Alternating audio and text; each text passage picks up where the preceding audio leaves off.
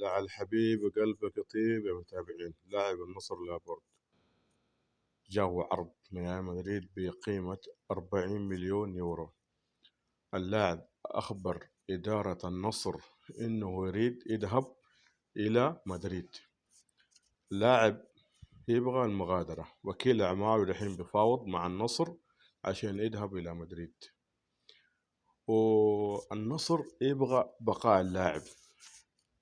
اللاعب من يقول لك أنا ذاهب خليه يروح، رغم إنه لا ما شاء الله تبارك الله راتبه في النصر أغلى من راتبه في مدريد.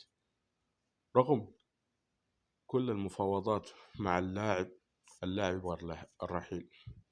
أنت جمهور النصر مع بقاء اللاعب مع مغادرة اللاعب ما شاء الله يلعب دفاع، يلعب محور متقدم ما شاء الله تبارك الله، محور دفاع يلعب نسبة 90% ذاهب إلى مدريد، 1% باقي في النصر.